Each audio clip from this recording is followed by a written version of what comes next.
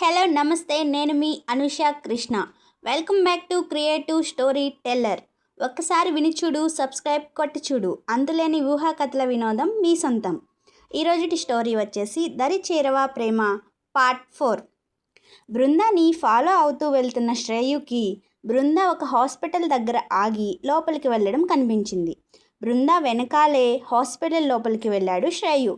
బృంద సత్యమూర్తి గారి దగ్గరికి వెళ్ళి మాట్లాడుతూ అతని యోగక్షేమాలు తెలుసుకుంటున్న టైంలో బృందాని సత్యమూర్తి గారిని బయట నుంచి చూస్తూ వాళ్ళ మాటలు వింటున్న శ్రేయుకి ఒక్క క్షణం షాక్ తగిలినట్టు అనిపించింది.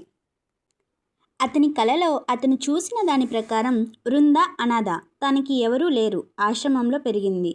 ఇప్పుడు తనకి నాన్న ఎలా వచ్చారు అని షాక్ అయ్యాడు శ్రేయు. ఎలా అని ఆలోచిస్తూనే బృందాని చూస్తూ ఉన్నాడు. బృంద సత్యమూర్తితో తనని రాధిక కలవడం, ఇంటర్వ్యూకి వెళ్ళడం, అక్కడ శ్రేయు జాబ్ ఆఫర్ చేయడం అంతా చెప్పింది. అంతా విన్న సత్యమూర్తి గారు, ఇప్పుడు నువ్వేం చేద్దాం అనుకుంటున్నావు తల్లి అని అడగగా, అదే అర్థం కావడం లేదు నాన్న అని బృంద అంటే, నేను నీకు ముందు నుంచి చెప్తూ ఉన్నాను తల్లి, కాయిన్కి ఒక సైడ్ చూసి మనం ఎప్పుడూ డిసైడ్ అవ్వకూడదు, ఒక్కసారి అతని వైపు నుంచి కూడా ఆలోచించు అన్నారు సత్యమూర్తి గారు. నేను ఆ రోజు నా కళ్ళారా చూశాను నాన్న, ఇంకా తనని ఎలా నమ్మమంటారు అంది బృంద. బృంద తలని నిమురుతూ, కొన్నిసార్లు మన కళ్ళే మనల్ని మోసం చేస్తాయి బృంద, నీ సెలెక్షన్ ఎప్పుడు రాంగ్ కాదు అని నా గట్టి నమ్మకం. సరే, నువ్వు అతని వైపు నుంచి ఆలోచించొద్దు, కానీ అతని పక్కనే ఉండి తెలుసుకో, నువ్వు నమ్మేది నిజమో లేక నిజంగా నిజం వేరే ఉందో.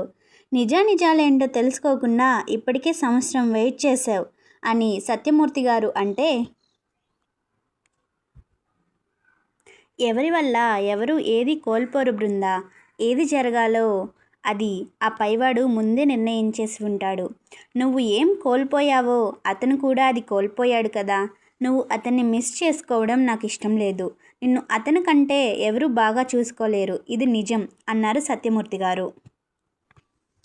మీరు ఇంతలా చెప్తున్నారు కాబట్టి 6 months చూస్తాను నాన్న. అతని దగ్గరే జాబ్ చేస్తూ అన్ని నిజాలు తెలుసుకుని అప్పుడు డిసైడ్ అవుతాను అని సత్యమూర్తి గారితో చెప్పి శ్రేయు విజిటింగ్ కార్డులో ఉన్న శ్రేయు నెంబర్కి కాల్ చేసింది. సత్యమూర్తి గారి రూమ్ బయటే ఉండి వాళ్ళ మాటలు అన్నీ విన్న శ్రేయుకి కొంచెం అర్థమయ్యి కొంచెం అర్థం కాకుండా ఉంది, వీళ్ళేం మాట్లాడుకుంటున్నారా అని. ఇంతలో శ్రేయు ఫోన్ రింగ్ అయింది. చేస్తుంది బృంద అని అర్థమైన శ్రేయు ఆ రూమ్ దగ్గర నుంచి కొంచెం పక్కకు వెళ్ళి కాల్ లిఫ్ట్ చేసి హలో అన్నాడు శ్రేయు.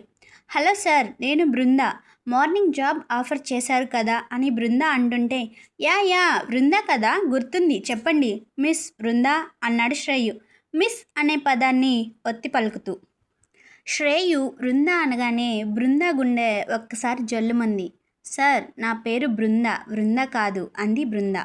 వాట్ ఎవర్ ఇట్ ఈస్, నేను నిన్ను బృంద అనే పిలుస్తాను.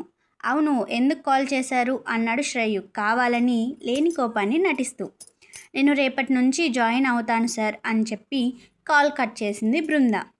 అతను నన్ను బృంద అని ఎందుకు పిలుస్తా అన్నాడు, కుంపదీసి గతం ఏమైనా లేదు, గతం గుర్తొస్తే ఇలా బిహేవ్ చేయడు కదా అనుకుంది బృంద.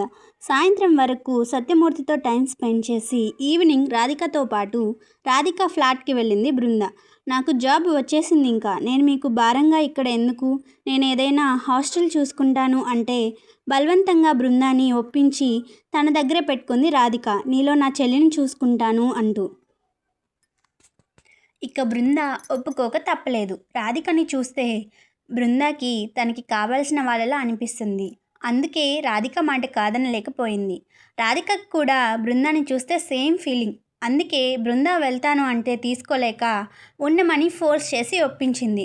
బృందాతో ఫోన్ మాట్లాడాక ఎలాగైనా తనని కన్విన్స్ చేసి అసలు ఏం జరిగిందో తెలుసుకోవాలి, ఆ తర్వాత తనని నా భార్యగా, మా ఇంటి మహారాణిగా ఇంటికి తీసుకెళ్ళి అమ్మా నాన్నకి పరిచయం చేయాలి అనుకుంటూ ఆఫీస్కి చేరుకున్నాడు శ్రేయు. బృంద హడావిడిగా ఆఫీస్కి రెడీ అవుతుంటే రాధిక హాస్పిటల్కి రెడీ అయింది. ఇద్దరూ కలిసి ఫస్ట్ హాస్పిటల్కి వెళ్ళారు. అక్కడ బృంద సత్యమూర్తి గారిని ఒకసారి చూసి రాధికకి బాయ్ చెప్పి ఆఫీస్కి బయలుదేరింది. ఎంప్లాయీస్ ఎవరు రాకముందే వచ్చిన శ్రేయు బృంద రాక కోసం ఎదురు చూస్తూ అతని క్యాబిన్లో అటు ఇటు తిరుగుతున్నాడు. ఊరికే గుమ్మం వైపు చూస్తూ.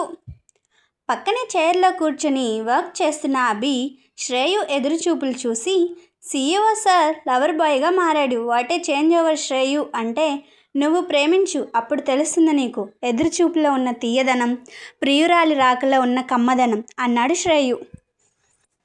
అబ్బో కవిత్వం అని తన వర్క్ చేసుకుంటూ ఉన్నాడు అభి.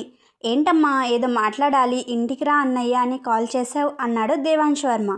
ఏం లేదన్నయ్య, శ్రేయు పెళ్లి గురించి మాట్లాడదామని అంది అపూర్వ. పెళ్లి గురించా ప్రశ్నార్థకంగా ఫేస్ పెట్టి అన్నాడు దేవాంశ్ వర్మ. అదే అన్నయ్య, నా ఫ్రెండ్ కూతురు ఉంది అని చెప్పాను కదా, ఒకసారి ఆఫీస్కి కూడా వచ్చింది అని గుర్తు చేస్తూ తనని నీ ఇంటి కోడలు చేసుకుంటాను అని మాటివ్వన్నయ్య అంది అపూర్వ. అపూర్వకి దేవాంశ్ మాటిస్తాడా? అపూర్వ ఇంత సడన్గా శ్రేయు పెళ్లి గురించి ఎందుకు ప్రస్తావించింది? బృంద చూసిన నిజం ఏంటి? బృందాకి రాధికకి ఉన్న సంబంధం ఏంటి? బృంద శ్రేయు వల్ల సఫర్ అయ్యాను అని ఎందుకు అంది? తెలుసుకోవాలంటే నెక్స్ట్ పార్ట్ కోసం వేచి ఉండండి. మీకు ఈ స్టోరీ కనుక నచ్చినట్లయితే సబ్స్క్రైబ్ చేయండి. అలాగే మర్చిపోకుండా షేర్ చేయండి, లైక్ చేయండి, కామెంట్ చేయండి. Thank you for watching. This is Anusha Krishna signing off for today.